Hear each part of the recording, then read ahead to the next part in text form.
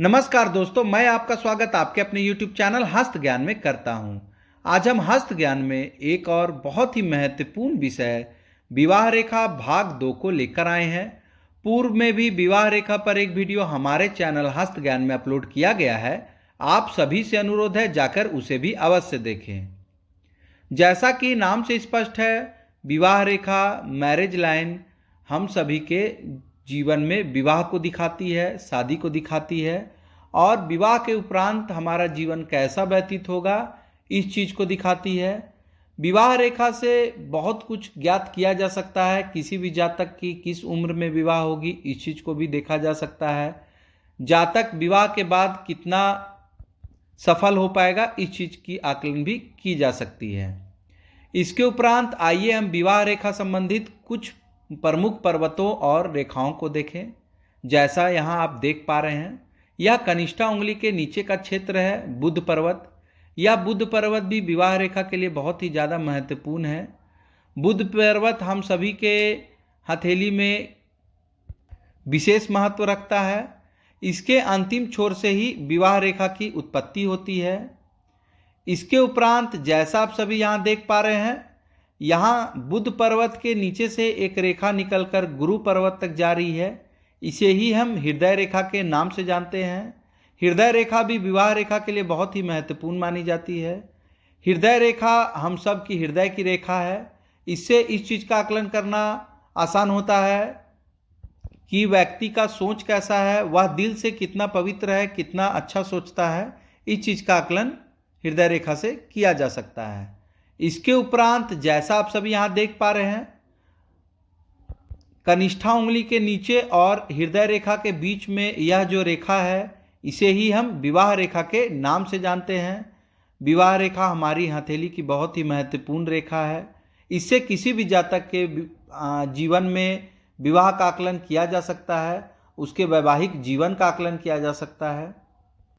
विवाह रेखा में भी बहुत सारे संकेत होते हैं, बहुत सारे चिन्ह होते हैं, बहुत सारे निशान होते हैं, जिससे यह पता चल पाता है कि जातक का जीवन वैवाहिक जीवन कैसा होगा, जातक किस उम्र में विवाहित होगा, जातक विवाह के उपरांत कितना सफल हो पाएगा, जातक का विवाह सफलतापूर्ण चलेगा या फिर विवाह टूट सकता है।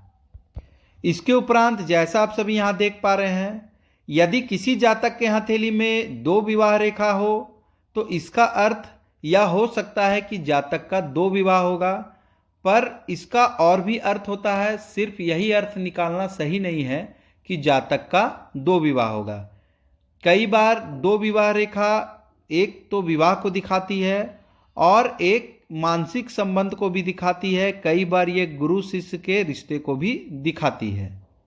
इसके उपरांत जैसा आप सभी यहाँ देख पा रहे हैं, यदि किसी जातक के हथेली में विवाह रेखा के स्थान पर बहुत सारी रेखाएं हो, जैसा यहाँ दिखाया गया है, तो ऐसे में जो रेखा सबसे लंबी और स्पष्ट रूप से दिख रही हो उसे ही हम विवाह रेखा मानकर उसका आकलन कर सकते हैं।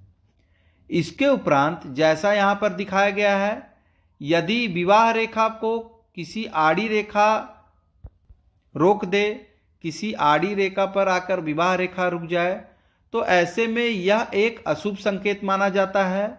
ऐसे में जातक का वैवाहिक जीवन में दिक्कत आ सकती है या फिर जातक का वैवाहिक जीवन समाप्त हो सकता है, जातक का विवाह टूट सकता है।